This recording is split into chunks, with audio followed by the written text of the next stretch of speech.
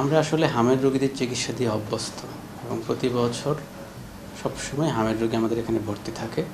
তবে সেটার সংখ্যা থাকে 2 জন বা 3 জনের বেশি নয়। গত বছর 2025 সালে পুরো বছরে আমাদের এখানে ভর্তি ছিল প্রায় 69 জন সন্দেহজনক হাম। তাদের মধ্যে সর্বোচ্চ 20 জন বা 25 জনের রক্ত পরীক্ষা করে হাম শনাক্ত হয়েছিল। সেই জায়গায় এই বছর প্রথম 3 মাসেই রোগীর সংখ্যা 600 পেরিয়ে গেছে, ভর্তিকৃত রোগীর সংখ্যা। এবং এরা সবাই হচ্ছে কোনো না কোনো মারাত্মক জটিলতা নিয়ে আসছে। সবচেয়ে কমন হচ্ছে নিউমোনিয়া। প্রায় 100% রোগী হচ্ছে হামের সাথে নিউমোনিয়া, এবং সেটা মারাত্মক নিউমোনিয়া যাদের অক্সিজেনের প্রয়োজন। এর সাথে প্রায় 70 থেকে 80% রোগীরই পাতলা পায়খানা আছে, ডায়রিয়া, এবং অর্ধেকের বেশি রোগীর হচ্ছে যে চোখে প্রদাহ বা কনজাংটিভাইটিস। এই 3 রকমের জটিলতা আমরা সবচেয়ে বেশি পাচ্ছি। এখন আমাদের এখানে তো যেহেতু আগে থেকে হাম রোগীর ব্যবস্থাপনা হয়, আমরা চিকিৎসা দিতে অভ্যস্ত। আমরা প্রথম মাস এবং দ্বিতীয় মাস আমাদের যে এক্সিস্টিং রিসোর্স আছে সেটা দিয়ে আমরা মোকাবেলা করার চেষ্টা করেছি। আমাদের হামের জন্য বরাদ্দ বেড হচ্ছে 8টি। তারপর আমরা আমাদের অন্য একটা ওয়ার্ডে হাম রোগীগুলোকে স্থানান্তর করি। পর্যায়ক্রমে আমরা আমাদের ওয়ার্ডের যতগুলো হাসপাতালে যতগুলো ওয়ার্ড আছে এবং সর্বশেষ এইচআইভি ওয়ার্ডও হামের রোগী আমরা রেখেছি, এবং ইনক্লুডিং ফ্লোর, আমাদের লিফটের সামনে সব জায়গায় হামের রোগী রেখেছি। কিন্তু সবচেয়ে ভালো কথা যেটা হচ্ছে যে আমরা যখনই হামের সংখ্যা বৃদ্ধি পাচ্ছে, আমরা তৎক্ষণাৎ আমাদের স্বাস্থ্য অধিদপ্তর বা সরকারকে জানিয়েছি, এবং খুব দ্রুত সরকারের পক্ষ থেকে এটার ব্যবস্থা গ্রহণ করা হয়েছে।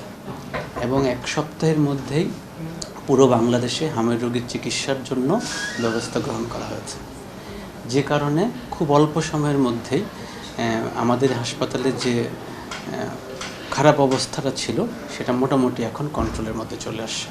এবং এই জন্য আমরা আমাদের স্বাস্থ্য অধিদপ্তর বা মন্ত্রণালয় সবার কাছে কৃতজ্ঞ যে আমাদের বলার সাথে সাথেই ওনাদের যে রেসপন্স, সেটা না হলে এখনো পর্যন্ত সেই খারাপ অবস্থাটা চলমান থাকতো। নগদ নিয়ে এলো হার না মানা হার অফার।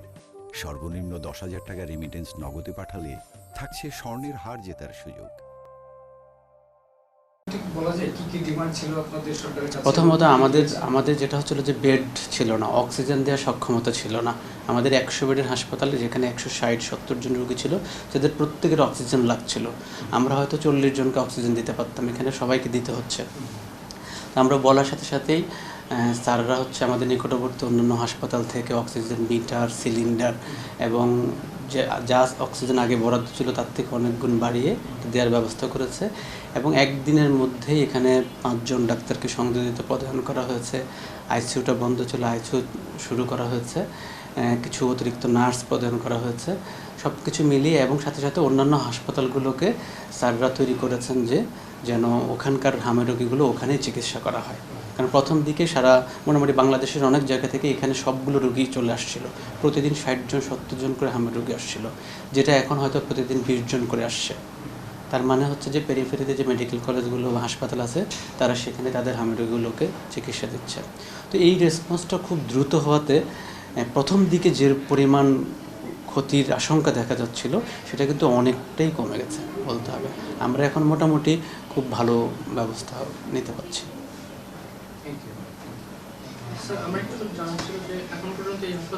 আচ্ছা, এখানে এই পর্যন্ত এই বছর চিকিৎসা গ্রহণ করেছে 600-র বেশি ভর্তি হয়ে। এর মধ্যে মারা গেছে হচ্ছে 20 জনের মতো, এবং যারা মারা গেছেন তাদের সবারই হচ্ছে যে হামের সাথে নিউমোনিয়া ছিল, ডায়রিয়া ছিল, এবং বেশিরভাগ রোগীর আগে থেকে কোনো না কোনো একটা রোগ ছিল। এবং আমরা দেখেছি যে জন্মগত হৃদরোগ যাদের ছিল তাদের মধ্যে মৃত্যু হারটা বেশি।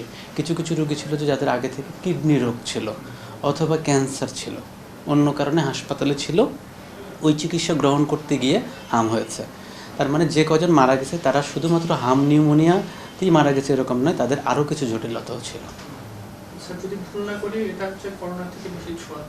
আচ্ছা, হাম হচ্ছে যতগুলো ছোঁয়াচে রোগ আছে তার মধ্যে অন্যতম একটা ছোঁয়াচে, এবং ধারণা করা হয় একজন হামের রোগী 18 থেকে 20 জনকে ছড়াতে পারে। এবং এটার একটা কারণ হচ্ছে হামের যে উপসর্গ, যে র্যাশ আসার 1 সপ্তাহ আগে থেকেই হাম ছড়ানো আরম্ভ করে। সুতরাং ডাক্তার বা অভিভাবকরা হাম সম্পর্কে সচেতন হওয়ার আগেই হামের রোগী হামকে ছড়িয়ে দেয়। এই জন্য এটা অতিমাত্রায় ছোঁয়াচে। সেক্ষেত্রে আপনারা কি কি সচেতন? আমরা তো আমাদের প্রত্যেক অভিভাবককে বলছি তাদের বাসায় অন্যান্য যে শিশু আছে তাদেরকে যেন সতর্কভাবে রাখে, মানে হচ্ছে যে অন্যান্য উপসর্গ আছে এরকম বাচ্চা থেকে দূরে রাখা এবং মাস্ক পরিধান করা, হ্যান্ড ওয়াশ, হাত ধোয়া, বাচ্চাকে হ্যান্ডলিং করার আগে হাত ধোয়া, এটা সবচেয়ে গুরুত্বপূর্ণ। স্যার আপনার নাম এবং